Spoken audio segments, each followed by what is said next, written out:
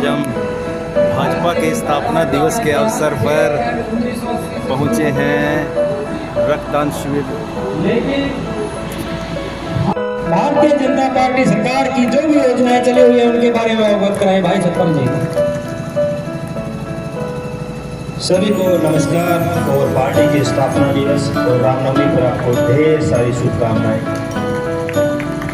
मेरे बड़े भाई और कैथल के पूर्व विधायक लीलाराम गुज्जर जी और मेरी बड़ी बहन जिला अध्यक्ष ज्योति सैनी जी, कैलाश भगत जी जो थोड़ी देर पहले निकले हैं, राजपाल तंवर जी, करमवीर कौर जी, पूर्व जिला अध्यक्ष सुभाष हरियाणा जी, देवेंद्र पंचाल जी, प्रदेश महामंत्री ओबीसी मोर्चा, सरोज प्रजापति मंडल अध्यक्ष करोड़ा, विजेंद्र महिला जी मंडल अध्यक्ष दान, मनोज राणा जी मंडल अध्यक्ष पुंडरी, कृष्ण पिल्ली जी, लाभ सिंह सरपंच जांबा जी, रोशन सैनी जी जिला सचिव, सरदार गुरिंदर सिंह जी सरपंच प्रतिनिधि आबड़ी, ऋषिपाल रेडू जी, निधि मोहन जी जिला सचिव महिला मोर्चा, ईश्वर सागरा चेयरमैन प्रतिनिधि डांड, राजेश बसियाना चेयरमैन प्रतिनिधि कुंडरी ब्लॉक, कृष्ण शर्मा सांत जी, जितेंद्र टाया जिला पार्षद, सतपाल चौक जी वरिष्ठ कार्यकर्ता, सम्मानित कार्यकर्ता,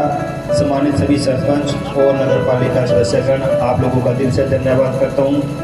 आप लोग आए और आप लोगों ने मान सम्मान दिया। आज क्योंकि पार्टी का स्थापना दिवस है, 6 अप्रैल है, तो पार्टी के बारे में बात करेंगे कि हमारी भारतीय जनता पार्टी ने अपने देश के लिए क्या किया है और देश के लिए क्या सोचा है। अगर हम बात करें वो स्ट्रगल टाइम का, जो स्ट्रगल भारतीय जनता पार्टी ने किया है आपको जानना जरूरी है, क्योंकि आज की डेट में हमें तो पका पकाया सब कुछ मिल गया है। अगर स्ट्रगल की बात करें तो स्ट्रगल जो हमारे महापुरुषों ने किया है वो जानना बहुत जरूरी है। भारतीय जनता पार्टी की कहानी जरूर सुनिए। 21 अक्टूबर 1951 से शुरू होती है, जब डॉक्टर श्यामा प्रसाद मुखर्जी ने आरएसएस के द्वितीय सरसंघचालक गुरु गोविंद जी के मदद से भारतीय जनसंघ की स्थापना की थी। सन 1952 में पहले लोकसभा चुनाव में जनसंघ ने 3 सीटें जीती थी। 23 जून 1953 को डॉक्टर श्यामा प्रसाद मुखर्जी ने जम्मू कश्मीर के समझौते का विरोध किया और देश की अखंडता के लिए श्रीनगर में अपने प्राणों की आहुति दी थी। सन 1962 में लोकसभा चुनाव में जनसंघ ने 14 सीटें पर विजय प्राप्त की थी और 1967 में 35 सीटों पर जीत हासिल की थी। जनसंघ देश की दूसरी सबसे बड़ी पार्टी बनकर उभरी थी। सन 1967 में पंडित दीनदयाल उपाध्याय जी ने, जिसको राष्ट्रीय अध्यक्ष चुना गया था, जिन्होंने एकात्मक मानववाद की विचारधारा को मजबूती दी, उनके आकस्मिक निधन के बाद 1968 में अटल बिहारी वाजपेयी जी ने पार्टी की जिम्मेदारी थामी थी और 6 अप्रैल 1980 को भारतीय जनता पार्टी की स्थापना हुई थी, जिसकी स्थापना अटल बिहारी वाजपेयी और जो उस समय के डिप्टी प्राइम मिनिस्टर थे लाल कृष्ण आडवाणी जी ने की थी। सन 1984 में पार्टी को केवल 2 सीटें मिली थी। 1986 में लाल कृष्ण आडवाणी जी की अध्यक्षता में भाजपा ने 1989 के चुनाव में 86 सीटों पर विजय प्राप्त की थी। हिंदू राष्ट्रीय एकता को एक सूत्र में बांधने के लिए श्री लाल कृष्ण आडवाणी जी ने सोमनाथ से अयोध्या तक रथ यात्रा का आह्वान किया था। यात्रा को रोकने के लिए विपक्ष के लाखों प्रयास किए गए, जिसके बावजूद यह सफलतापूर्वक संपन्न हुई थी। अयोध्या में कार सेवा आयोजित की गई थी। 1996 से 1999 के बीच हुए चुनाव में भाजपा देश की सबसे बड़ी पार्टी बनकर उभरी और अटल बिहारी वाजपेयी जी 3 बार प्रधानमंत्री बने।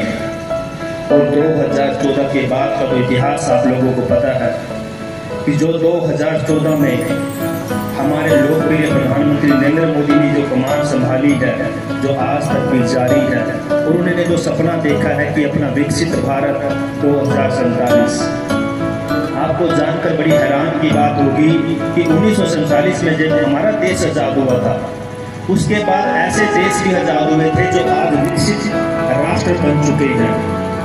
तो हमारा देश राष्ट्र क्यों नहीं हुआ? 50 साल से ज़्यादा सेंटर में, केंद्र में किया था कांग्रेस ने।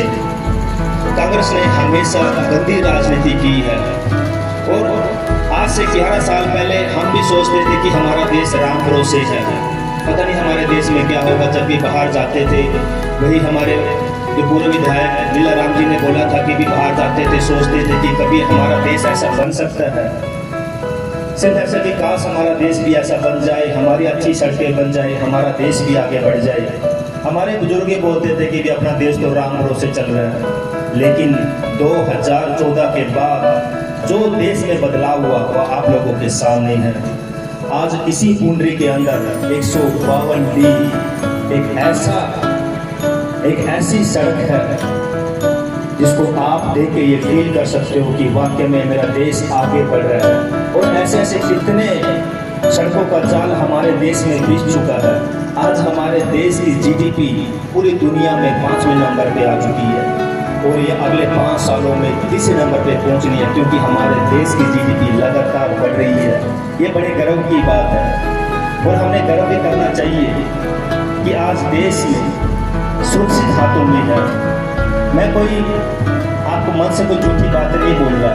अम्बेडकर जी ने शिक्षा के बारे में तो बहुत बड़ी बात बोली थी कि शिक्षा वो श्रेणी का दूध है जो पिएगा वो दहाड़ेगा। और शिक्षा के बल पे ही आज हमारे बच्चे दुनिया में डंका बजा रहे हैं। कोई साइंटिस्ट है, कोई डॉक्टर है। तो शिक्षा सबसे पहले आती है, क्योंकि अगर एक राष्ट्र को आगे बढ़ाना है तो सबसे बड़ा उसका आधार एक शिक्षा और एजुकेशन होती है। हमने अपने बच्चों को अच्छी तालीम देनी है, अच्छी शिक्षा देनी, ताकि अपना देश आगे बढ़ सके।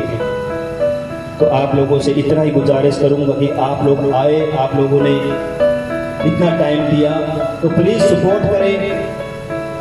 देश के लिए कौन अच्छा है उसको सोचें, उसको लेके आगे बढ़े।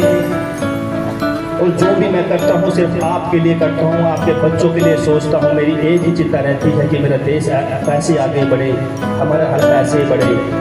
जो ट्रैफिक के रूलों के लिए मैं सफाई करता हूँ, मैं अपने लिए नहीं आप लोगों के लिए करता हूँ। इसमें मेरा कुछ फायदा नहीं है, इसमें आप लोगों का फायदा है। ट्रैफिक रूल सरकार ने बनाए हैं, मैंने तो उनको फॉलो करने के लिए बोला है। क्या आप ऐसा एक समाज चाहोगे जहाँ पे हमारे बच्चे बुलेट लेके पटाखे बजाते हैं, हमारी बेटियों को टोंट मारते हैं, उनको छेड़ते हैं? क्या आप ऐसा चाहोगे? कभी नहीं चाहोगे। तो हमने चीज़ों को ख़त्म करना है, अपने बच्चों को भी समझाना है, उनको अच्छी लाइन पे लेके आना है, खेलों की तरफ लेके आना है। और आज अपने पुंडरी हल्के में 400 करोड़ प्लस के विकास कार्य चल रहे हैं, जो बड़े गर्व की बात है। हमने कार्य को आगे तेज गति से बढ़ाना है। आप अपने हल्के की, अपने गांव की, अपने गलियों की समस्याएं लेके आइए। मैं ये नहीं देखूंगा कि भी किसने वोट दी थी, किसने वोट नहीं दी थी। हम सब ने मिल के आगे बढ़ना है। और मेरे सरपंच भाई, कुछ 1-2 सरपंच भाइयों को मेरे से गिला शिकवा रहता है कि हमसे हिसाब मांग लिया है विधायक जी ने, ये गलत बात है। मैं मंच के माध्यम से कहता हूँ, जब आप लोग ठीक हो, आप लोग ईमानदार हो, तो हिसाब देने में क्या दिक्कत है। मैं तो सिर्फ ये देखना चाहता हूँ कि आपने 3 साल में आपने अपने गांव में क्या किया है। अगर आपने अपना हिसाब ला के मेरे को दे दिया और हमने उसको वेरीफाई कर लिया, इसमें प्रॉब्लम क्या है। जानने का हक भी है कि जिस जनता ने आपको बनाया है, जिस गांव ने आपको बनाया है, उसके लिए आपने 3 साल में क्या किया है। अगर आप अपने ईमानदारी से हिसाब दे दोगे तो बड़ा प्राउड होगा। मैं भी उस गांव में जाके बोलूँगा कि आपका सरपंच बड़ा ईमानदार है, इसने एक एक पैसे का हिसाब दिया है। अगर आप हिसाब देने की बजाय दाएं बाएं से सिफारिश लगाओगे तो मैं समझूंगा कि something is wrong going on, कि कुछ तो गड़बड़ है। तो प्लीज़ मैं आप लोगों के लिए हूँ, क्योंकि 5 साल बाद हल्के का हिसाब मेरे से मांगा जाएगा कि आपने 5 साल में क्या किया। तो मैं एक एक पाई का हिसाब दूंगा। तो आप लोग आए, आप लोगों ने इतना टाइम लिया, मैं दिल से धन्यवाद करता हूँ। एक जोर से बोलिए भारत माता की।